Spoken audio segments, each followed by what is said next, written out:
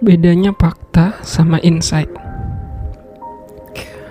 Fakta itu bersifat kumpulan data atau informasi atau pengetahuan.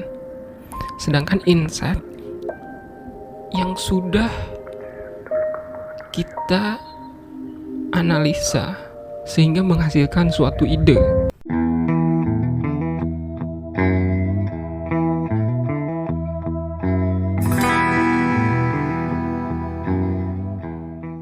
Bedanya, kalau fakta ini belum tentu insight.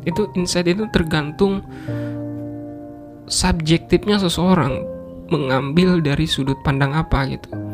Sedangkan insight sudah pasti faktual. Saya kasih contoh tentang seseorang dalam memahami yang lagi rame, contohnya fenomena Mbak Rara, sang pawang hujan di Mandalika. Kan sedang ramai dibicarakan oleh banyak orang, banyak komentar pro kontra. Ini balik lagi, ini kan faktanya, ini kan jelas faktanya, yaitu Mbak Rara sebagai pawang hujan di Mandalika. Nah, yang menjadi insight ini adanya di kepala setiap orang. Ini dibentuk dari mana? Biasanya itu dipengaruhi dari basic knowledge sebelumnya yang sudah ada, basic pola pikir yang sebelumnya sudah ada, basic keyakinan yang sebelumnya sudah ada di dalam diri setiap orang, sehingga muncul opini-opini atau argumen yang beraneka ragam. Contoh, misalkan orang yang punya basic kuat tentang agama, maka melihat membaca fenomena Mbak Rara pawang hujan di Mandalika itu sebagai syirik, misalkan bertentangan dengan syariat dan sebagainya. Sementara orang yang basic knowledge bisnis melihat ini sebagai sesuatu trik marketing yang dilakukan oleh pemerintah sebagai panggung atau kesenian gitu, untuk memunculkan budaya kita. Karena ini menjadi keunikan tersendiri hanya di negara kita lah yang model-model beginian itu, sehingga dunia melihatnya ini menjadi sesuatu yang menarik atau tontonan gitu. Nah, ada lagi misalkan yang mengomentari tentang fenomena Mbak Rara ini sebagai kayak semacam saya yang pernah membuat konten bahwa hal ini ada benarnya gitu dari sudut pandang sains. Saya berargumen dengan argumentasi dari fenomena ini, yaitu memberikan fakta-fakta sainsnya. Misalkan kayak penelitiannya Thomas Young, ilmuwan fisika kuantum, terus penelitiannya profesor yang dari Jepang itu, yang Emoto itu. Nah, hal-hal semacam ini kan yang bisa membaca realitas menjadi A, B, C, D dan sebagainya, menjadi ide-ide gitu. Itu kan balik lagi kepada sisi basic knowledge setiap orang. Sedangkan faktanya itu ya yang kita saksikan di berita-berita itu ya hanya sekedar Mbak Rara sebagai pawang hujan di Mandalika. Tapi yang memberi emosi, yang memberi makna, ini kembali kepada setiap orang. Dan makna-makna yang diberikan oleh setiap orang ini kembali kepada basic knowledge-nya. Inilah kira-kira yang membedakan fakta sama insight. Ini pula yang kalau dalam ranah bisnis, ini pula yang terjadi. Misalkan contoh, Pak Nadiem Makarim saat melihat kenyataan susahnya menemukan ojek waktu pertama kali dia suka naik ojek, itu melihat satu problem. Akhirnya dia membuat solusi berupa Gojek. Nah, yang bisa membaca sampai sedemikian Nadiem memberikan solusi berupa Gojek ini kan dia karena sebelumnya punya basic skill knowledge tentang bisnis. Jadi orang yang memiliki basic knowledge tentang bisnis melihat masalah itu menjadi peluang. Nah, orang yang enggak memiliki basic knowledge tentang bisnis enggak bisa membaca, enggak bisa melihat ide ini gitu. Inilah yang membedakan insight dengan fakta. Fakta yang kita ketahui bahwa di Jakarta misalkan kendalanya itu macet, terus transportasinya itu masih buruk misalkan.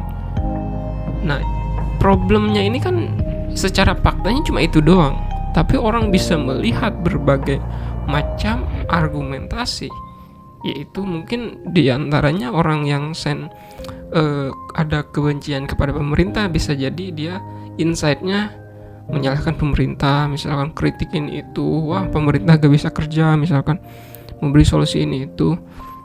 Ada banyak sekali argumentasi berupa ide-ide ini. Itu tergantung basic knowledge setiap orang. Makanya inilah penting kita belajar banyak disiplin ilmu, sebanyak mungkin disiplin ilmu, supaya ketika melihat suatu problem, suatu masalah, itu idenya itu keluar, kita melihat dari suatu permasalahan itu mendapatkan yang membuat itu berguna gitu, entah untuk diri kita menjadi penilaian kita menjadi bijaksana, atau untuk orang lain memberi solusi yang lebih bermanfaat dibanding kita hanya mengamati melihat berita doang. Misalkan kita lihat berita kriminal, ya udah kita lihat berita kriminal, hanya misalkan yang rame sekarang yaitu yang ibu-ibu di Brebes yang menggorok leher 3 anak kandungnya. Ini kan faktanya yaitu ibu-ibu menggorok 3 leher anaknya. Nah, balik lagi, itu tergantung diri kita yang melihat fakta itu, apa yang bisa kita ambil pelajarannya. Banyak banget, itu tergantung basic knowledge kita apa. Nah, dalam hal ini saya juga membuat konten, misalkan masukan untuk Pak Menteri Nadiem Makarim, yaitu untuk mengubah struktur DNA kurikulum pendidikan di negara kita, terutama yang dasarnya ya, yang dari SD sampai SMA. Misalkan yang lebih memasukkan basic knowledge, yang lebih mengedepankan social scientist dibanding natural scientist, yang lebih mengedepankan pengembangan diri untuk pembentukan karakter dibanding ilmu-ilmu yang lebih ilmu-ilmu yang natural scientist kayak matematika, fisika, yang semua itu saya argumentasi, yang saya punya opini itu karena menurut saya hal ini kan masih bisa diwakilkan oleh mesin. Misalkan ilmu matematika, ilmu itu kan masih bisa diwakilkan sama kalkulator, sama komputer. Terus ilmu-ilmu fisika, kimia dan sebagainya itu kan masih bisa dicari di Google gitu. Kecuali ilmu-ilmu yang begini baru kepake kalau sudah di level fakultas yang mau mendalami sampai ke jurusan-jurusan tertentu. Tapi kalau kita sekolahnya mentok sampai SMA, maka ilmu-ilmu ini gak bakalan kepake di kehidupan nyata. Tapi kalau ilmu-ilmu yang bentuknya building karakter, yaitu membangun karakter, itu sangat berpengaruh dan pasti kepake di kehidupan.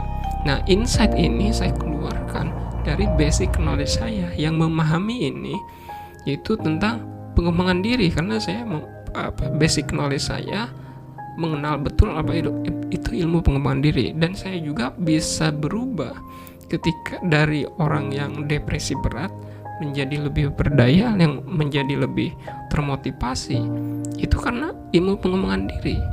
Nah, inilah perlunya kita belajar terus disiplin ilmu. Tapi kebanyakan kita hari ini, kita kebanyakan belajar hal-hal yang menurut saya ini nggak belajar, hanya sebatas ilmu hafalan ilmu yang bukan disiplin ilmu. Misalkan saya juga di Facebook banyak yang rame-rame orang mempelajari ilmu-ilmu, misalkan kejadian fenomena apa gitu di negara mana, itu rame orang bicarakan. Tapi menurut saya apa gitu ini relevansinya dengan kehidupan kita? Misalkan kalau di TV itu, kalau dulu waktu saya di kampung itu ngelihat tontonan kayak Spotlight, kayak On the Spot, itu tuh kayak belajar gitu. Wah, ini nambah wawasan nih.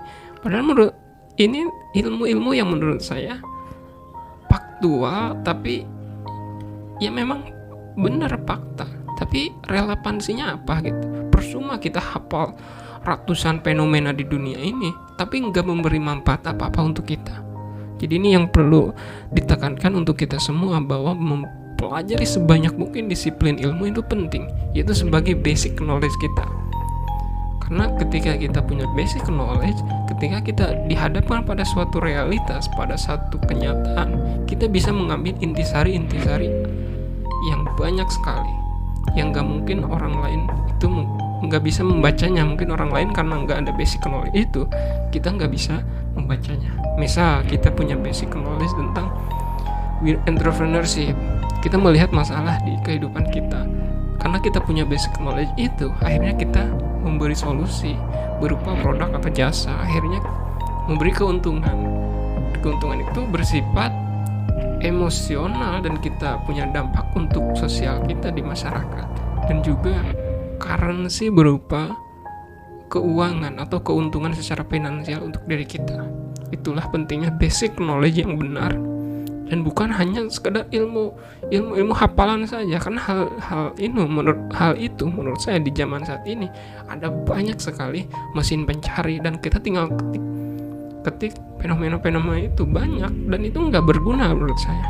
Yang berguna itu pelajarilah disiplin-disiplin ilmu, psikologi lah, hipnosis lah, tentang marketing, tentang accounting dan sebagainya, yang seperti itu sangat berguna sekali dibanding ilmu-ilmu faktual saja. Terima kasih, demikian podcastnya. Sampai jumpa di video podcast selanjutnya.